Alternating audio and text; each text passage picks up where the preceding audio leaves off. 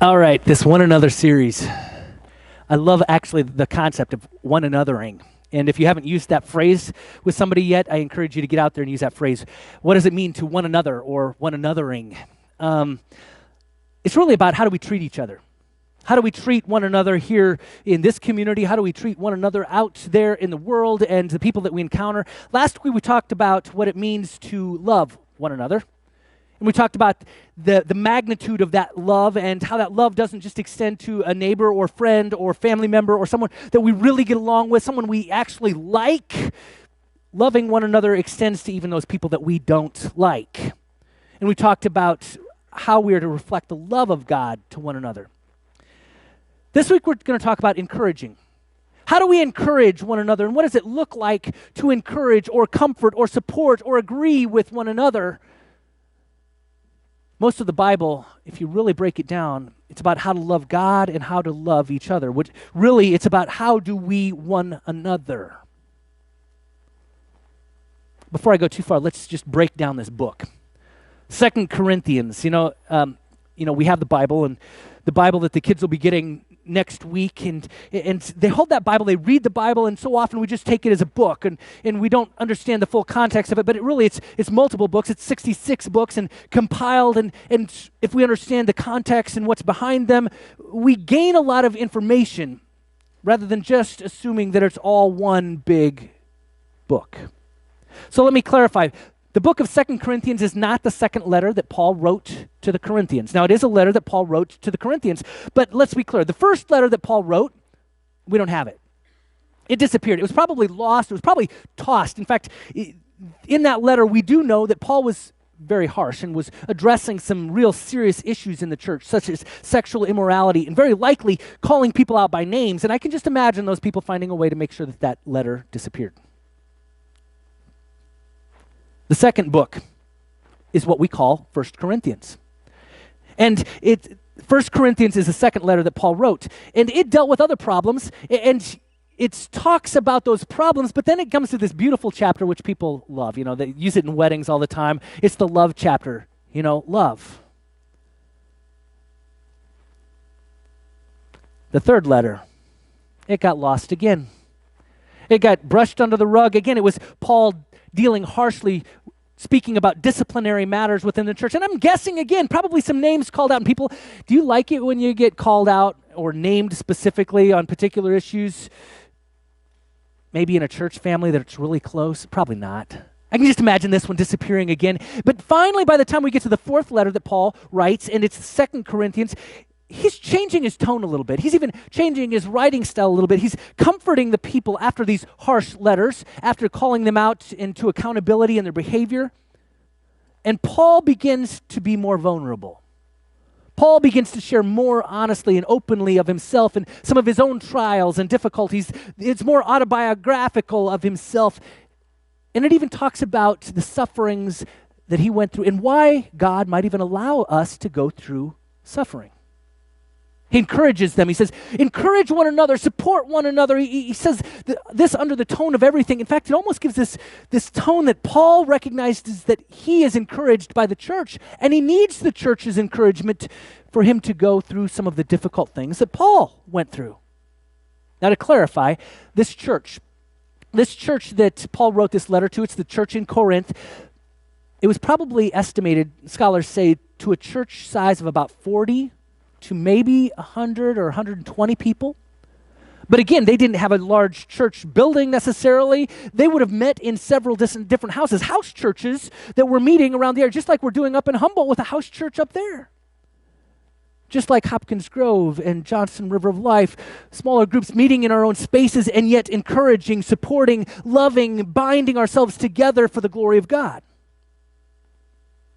He writes this letter to this church in Corinth, and he closes with this passage that was just read.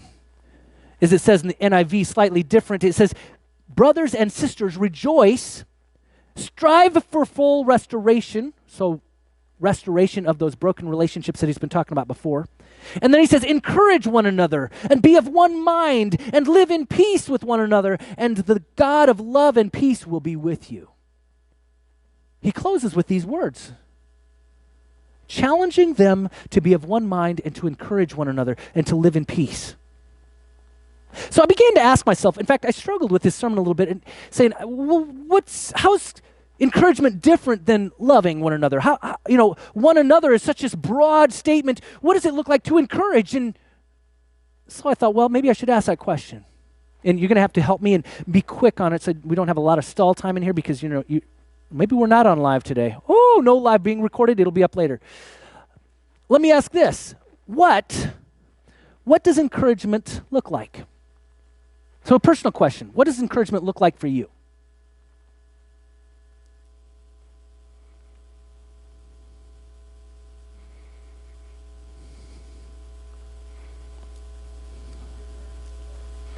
What's that?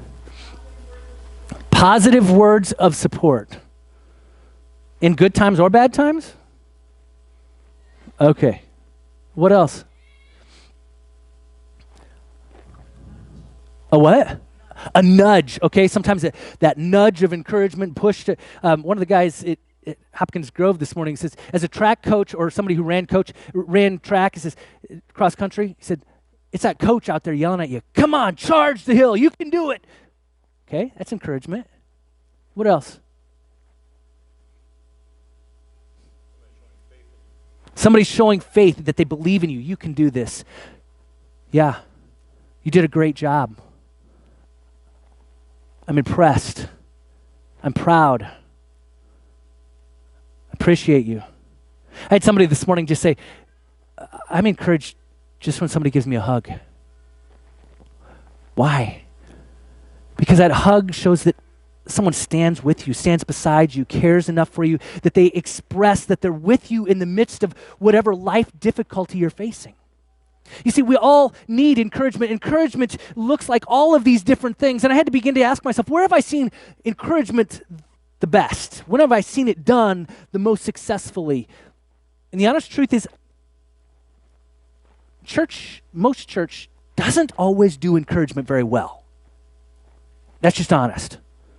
Church, maybe we come and we gather together quickly and then we run out the door and we don't really take time. Maybe we have, if you go to a church that actually has joys and concerns, we share those things, but we don't necessarily have time to talk or share our vulnerable things in life that are going on or to be able to encourage or support each other when we're going through them.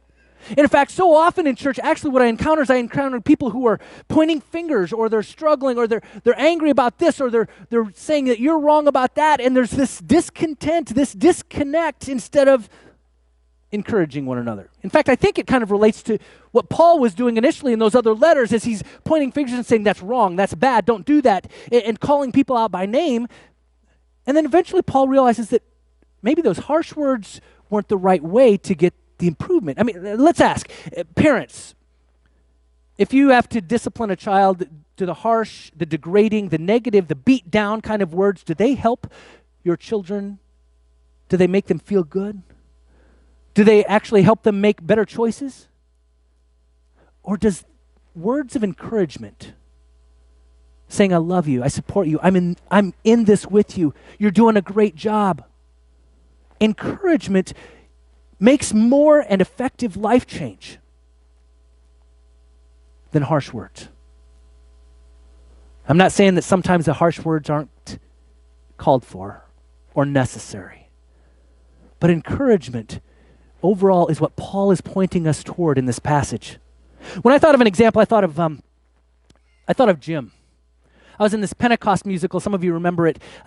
And I played the role of Jesus, but Jesus was secondary in this one because it was Pentecost, it was Peter and all of this, and some of you might have seen it. Peter was the star, Jim was the star, and yet Jim was the most encouraging person I'd ever met, whether on stage or off stage. When you'd get there ready for the show and you're getting ready, Jim would make a point of finding every single person and greeting you and saying, hey, how was your day?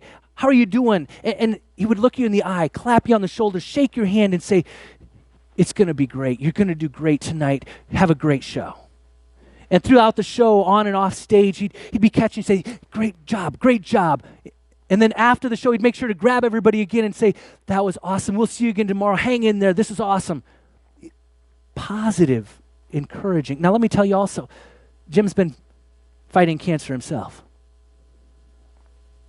And the people that have rallied around him reflect back to him the encouragement that he has given to them. Isn't that amazing? In relationship, it's like you offer encouragement, all of a sudden you just get it right back. That's the kind of relationship that Paul is talking to us about here, that we should be offering that, we should be living that out in our relationships with each other, in the church, in the house churches, and around the area, in fact, in our community, in our workplace, in our families. Encourage one another. Love one another. Serve one another. Carry one another's burdens. This one anothering that is throughout the Bible everywhere. So let me ask this next question that came to my mind as I was wrestling with this, not just what is encouragement, what does it look like, but this question. Why is encouragement important? Why do you need encouragement?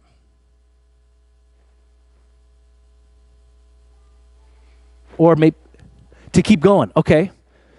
Some days it's just not easy to even get going unless you have that motivation, that energy. Why else do you need encouragement? Make you feel better yourself. Yeah. Let me ask an honest question, because the word that came up last night, and it's the same thing you guys are saying. Insecurities. Personal brokenness. Feelings of insufficiency or failure. Any of you deal with those kinds of emotions? Any of you know what it feels like to feel insecure or like a failure yourself? I cannot begin to tell you how important it is for us to acknowledge that and recognize it. And I'll tell you right up front, there are days I'm insecure. There's days I struggle. There's days I wonder, God, am I doing what you want me to do? God, with the congregations the size that they are, am I doing what you want? Am I being faithful, or do you have something different? Or when somebody says something negative, or somebody's focused on something and it feels hurtful or personal, and I feel to myself, I'm insufficient. I'm broken. I'm not good enough. And I'll tell you what, I think we all need to be vulnerable enough to admit that and admit those things that we struggle with or that make us feel insecure. We need to be able to admit it to ourselves, and we need to be able to share it with others. That's called being transparent. It's called being vulnerable. It's called really sharing life. It's doing one another. And until we can begin to do that, we don't even offer somebody else the opportunity to encourage us, because we haven't shown them where we need to be encouraged. There's something about vulnerability that is essential in the midst of encouraging one another. It's a both and. You see, we offer words of encouragement, but we also need to offer vulnerability so others can encourage us.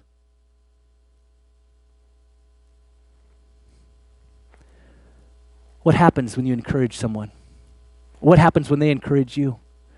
Like you said, it's just like this boost on the inside. It's just like, oh, somebody sees me. Oh, somebody cares about me. Oh, somebody's standing with me. They're putting their arms around me in the midst of this difficult situation, and I need that.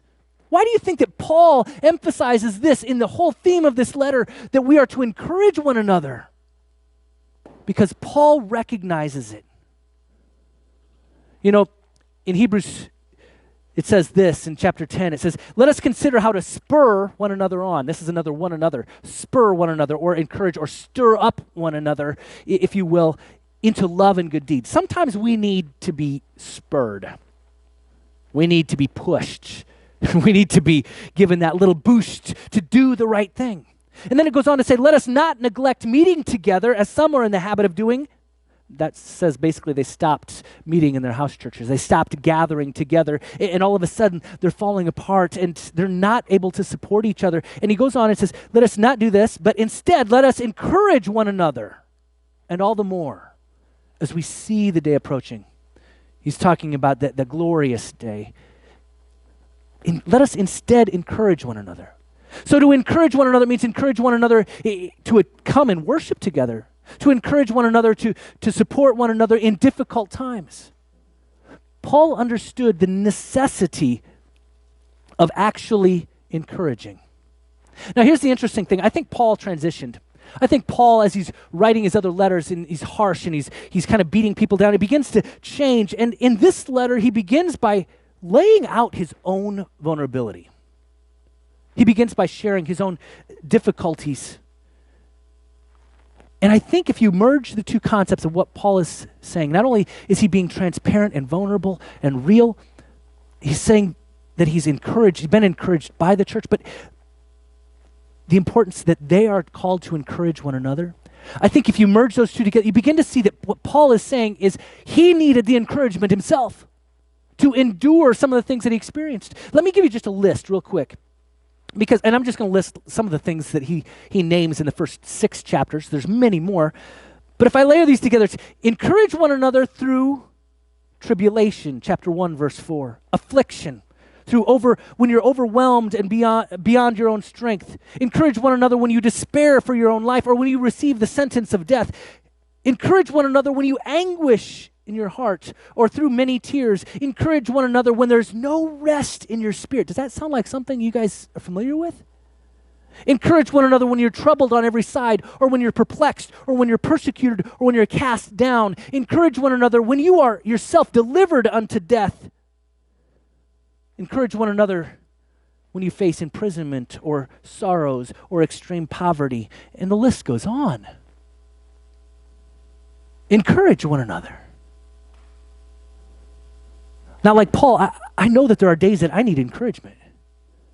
And I look around and I know there are days that each of you need encouragement. And I hear some of your stories and I know that encouragement is an essential part. And I look back at my own life and I think, there's times I've messed up. There's times I've messed up big time. Where I thought or I believed I was trying to share maybe the right boost, but maybe my words came off like Paul in his other letters. When those words came off harsh or degrading or negative. And I think what Paul learned here and what I believe we should learn as well is we need to look for ways to see what's going on in someone's life, even if it's not good, to stand beside them and to encourage them. To stand beside them and lift them up. That's what it means. That's what we're called to do when we're called to be Christians, is to encourage one another. So today I'm going to challenge you. I'm going to challenge you to practice what I preach. You can practice what you preach if you take it with you. Before you leave today, don't just run out the door. I know some of you have things to do. Take an extra 5 minutes. Talk to people that you might not normally gravitate toward and share a little bit of life. Maybe tell somebody something positive or lift them up or ask for ways that you can pray for them. Maybe you can just say that you're glad that they're here today or that you want to know how you can support their family or whatever they're going through, or if there's a challenge that they're facing with work or health. And be reminded that this is community. This is that church that Paul was talking to when he wrote the letter, and he said the most important thing we can do is to encourage one another. Would you pray with me? Holy and mighty God, we thank you for your word.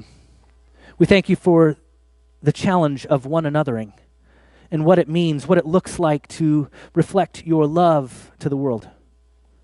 Lord, today specifically, we ask that you would help us to be vulnerable with each other. Help us to be real and share life, our struggles, and help us also to look for ways that we can support and encourage each other. Lord, we submit all of these things to you, and we pray it in your name. Amen.